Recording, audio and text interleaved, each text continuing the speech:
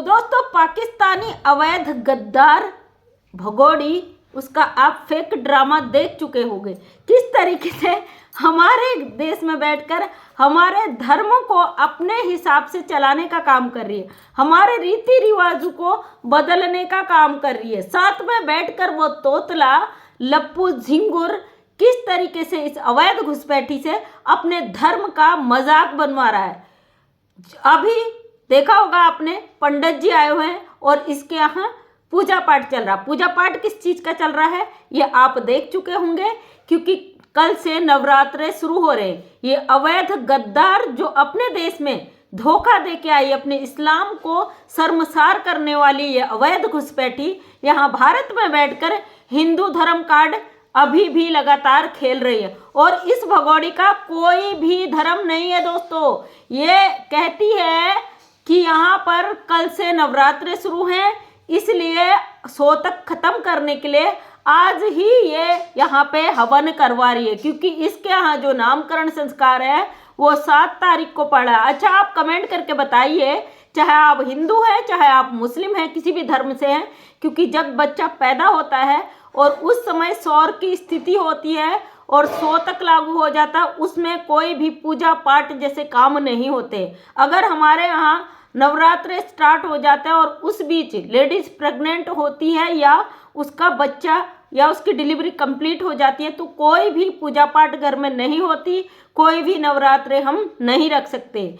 तो ये बंदी, क्योंकि पूरे घर में ही क्या पूरे परिवार में ये सोतक लागू होता है, यानी कि हमारे चाचा ताऊ जितने भी हमारे ब्लड का जिनसे रिलेशन होता है उन सब में पूजा पाठ नहीं होता है। तो ये बंदी अपने नियम को यहाँ पे बैठकर लागू कर रही है। और ये जो लप्पू है वो कहता है भाई 7 तारीख को था वैसे तो, लेकिन मैंने अभी ही हवन करवा दिया, क्योंकि इस बंदे को पता है कि 7 तारीख तक शायद ये यहाँ रहे भी या नहीं रहे, इसलिए ये चीज़ें यहाँ पे कर लें। और जो हमारी जो एक चमची चाची है वो बोल रही है कि घर में देवी आई है भैया, इसलिए देवी हमारे घर में देवी आई, बिल्कुल देवी आई है। जो बच्ची आई है वो भारत की है और भारत में बेटियों के देवी के ही रूप में पूजा जाता है। और जब जब घोर अपराध बढ़ जाते हैं, कोई न कोई देवी के रूप में यहाँ पे कन्या जन्म लेती है। उसका उदाहरण है जब जेल में कृष्ण जी, यशोदा मैया ने कृष्ण जी को जन्म दिया था, तो एक देवी ही आई थी, कंस का जो था भविष्यवाणी उस देवी ने ही की थी। तो ये जो कन्या आई है ये भी इनका सर्वनाश करने के लिए आई है, क्योंकि कल से चल रहे हैं नवरात्रे और हम माता रानी से दुआ करते हैं कि भाई इस अवैध घुसपैठियों को जल्द से जल्द यहाँ इसको असली औकात याद दिलाई जाए। मेरे भी सास ससुर की डेथ हुई थी 16 मई को, पिछले साल मेरी सासू माँ की डेथ हुई थी और 27 मई को सेम 11 दिन बाद मेरे ससुर जी की डेथ हुई थी। और आज तक हमने किसी पूजा पाठ में भाग नहीं लिया, क्योंकि 1 साल तक हमारे यहाँ जो होता है जो तिथि के पुण्य तिथि होती है उसके बाद ही शुभ काम होते हैं। तो ये बंदी सोतक में कह रही कि नवरात्रे कल हैं और इसलिए आज ही हम ये तमाशा शुरू कर लेते हैं। और ये जो लप्पू, जो इसका भाई, जो कहता है भाई सनातन में आ गई, कुछ पाठ पढ़ा ले इस पाकिस्तानी मुस्लिम महिला को, जो तुम कहते हो सनातन में आ गई, सारे धर्म फॉलो कर लिए। तो इस बंदी को तुम्हारी सनातन में इस बंदी आज शुद्धिकरण कर रही है, पंडित बुलाकर पूजा पाठ हवन करवा रही है। और ये 5वें दिन 6ठे दिन ठुमके लगा रही थी तुम्हारी सनातनी बहन। तो भाई साहब, सनातन ही सिखाना है तो प्रॉपर तरीके से सिखाइए कि लोग आपको गालियां न दे, लोग आपको जलील न करें, लोग न कहें कि भाई हमारे धर्म का मजाक बना रहे हो। तो दोस्तों ये तोतला जब भी बोलता है, ये अवैध घुसपैठी इसको चुप करा देती है। तो तोतले जी तू बोलता क्यों है, जब तेरी बार बार ये बेइज्जती करती है, तुझे बार बार बेइज्जत होने का शौक है, या फिर डॉलर कमाने के लिए तुम लोग इस तरीके की लड़ाई झगड़े यहाँ पे दिखाते हो कि भाई हमारी कंट्रोवर्सी से ये लोग हमारा वीडियो देखते हैं। और भगोड़ी जिस तरीके से लप्पू को जलील करती है उससे पता चलता है दोस्तों, ये एक केवल नौकर है जिसे इसके लिए नौकरी करने के लिए रखा गया है। ये इसके लत्ते कपड़े धोने से लेके, इसके पेट भरने से लेके, इसका चाय बनाने से लेके, इसका पैर दबाने से लेके बोलने का इसको इजाज़त बिल्कुल भी नहीं है। और लप्पू पैसे पर, यानी इसको अद्धा पौवा नशे के लिए जो पैसे अवेलेबल कराए जाते हैं उसके एवज में ये भगोड़ी के सारे काम करता है। और हैदर के 4 बच्चों को नहीं दिखाया जा रहा। तो दोस्तों कल भी मैंने वीडियो डाला था, उसमें मैंने बोला था हैदर के बच्चे कहीं से कहीं नजर नहीं आ रहे। तो हैदर के बच्चे अब पूरी तरीके से इनकी जिंदगी से गायब हो चुके हैं। जिस तरीके से अवैध घुसपैठी यहाँ पे दिखा रही है, मेरी बेबी, मेरी बीबी, मेरी बच्ची, मेरी इसकी है मेरी जिंदगी, तो ये साफ पाकिस्तान को इशारा कर रही है कि ये बच्ची मेरी जिंदगी में आ गई, तुम अपने 4 बच्चों को ले जाओ। या यूँ कहे यह भगोड़ी की एक साजिश भी हो सकती है कि मैं तो पूरी तरीके से यहाँ फंस गई हूँ, अगर मैं इस तरीके का ड्रामा करूँ, इस बच्ची से प्यार दुलार करूँ, दिखाऊँ, तो हो सकता है ये पाकिस्तानी बच्चे जो यहाँ पे फंसे हुए हैं इनको भारत सरकार पाकिस्तान भेज दे। ये भगोड़ी पूरी तरीके से चाहती है कि इन बच्चों को पाकिस्तान भेजा जाए, जो कि ये बहुत अच्छा यहाँ पे इसका काम है, ये मुझे लगता है, क्योंकि भारत सरकार बहुत जल्दी एक्शन में आ चुकी है और उन बच्चों को लेके बहुत बड़ा फैसला यहाँ पे हो चुका है। और इसकी जो हरकतें हैं इसी को लेकर भारत सरकार ने बच्चों को गुलाम हैदर को सौंपने का फैसला लिया है। दोस्तों, जो लोग कहते हैं ना कि सरकार कुछ नहीं कर रही, सरकार हल्ला नहीं मचा रही है, सोशल मीडिया पे नाच नहीं रही है, भगोड़ी की तरह ठुमके नहीं लगा रही है, लेकिन कानूनी तरीके से अपने जिम्मेदारियां वो निभा रही है। अब नेत्रपाल का परिवार मुझे आज नहीं दिखा। इसकी अम्मा जी जो बिल्लो रानी है, भाई हमने बिल्लो रानी रखा है उनका नाम, तो बिल्लो रानी भी नजर नहीं आ रही। इसका पूरा जो पुरुष खानदान है वो पूरी तरीके से गायब है सोशल मीडिया से। हाँ, बबीता रानी के ऊपर डंडा बजा है, बबीता रानी नाच रही, क्योंकि बबीता रानी को हो रही है फंडिंग बड़ी, क्योंकि बबीता रानी ही वो मजबूत कड़ी है जो भगोड़ी को बचा भी सकती है, भगोड़ी को डुबा भी सकती है। अब भगोड़ी को की तारीफ करने के लिए, भगोड़ी को प्रोटेक्ट करने के लिए इस बबीता रानी को दी जा रही है तगड़ी फंडिंग।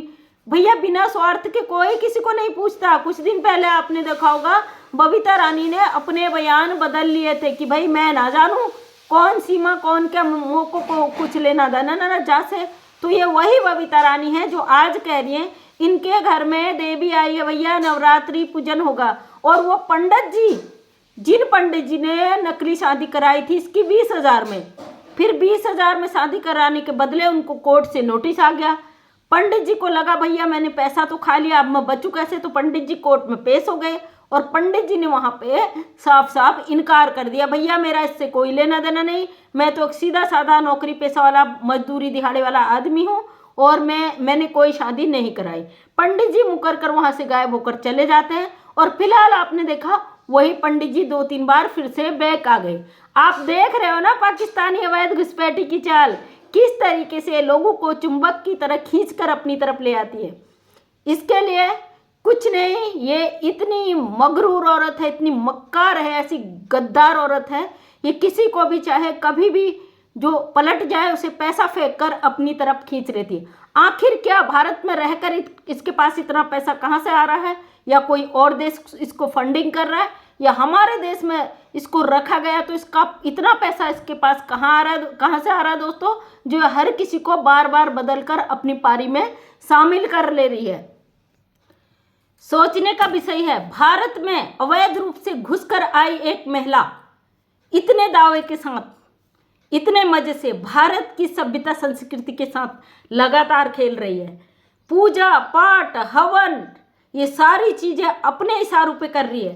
चलिए मानते इस अवैध गद्दार को कुछ पता नहीं है भारत की संस्कृति, भारत के बारे में, तो ये जो चमची चाची यहाँ बैठकर कह रहे हैं कि भाई नामकरण नहीं हुआ है, नवरात्रों की वजह से शुद्धिकरण करा लिया जाए, हवन करा लिया जाए, तो दोस्तों ये बताइए आपके यहाँ क्या सनातन धर्म में जब शौर होती, छूतक होता है, छुआछूती जिसे बोलते हैं हमारे उत्तराखंडी भाषा में, उसमें क्या अगर शौर है तो पूजा पाठ होती है? हमारे यहाँ बिल्कुल भी नहीं होती। अगर नामकरण 11 दिन में होता है, उस बीच में नवरात्रे पड़ जाए या कोई ऐसे तीज त्योहार पड़ जाए तो हमारे यहाँ पूजा पाठ नहीं होती बिल्कुल भी।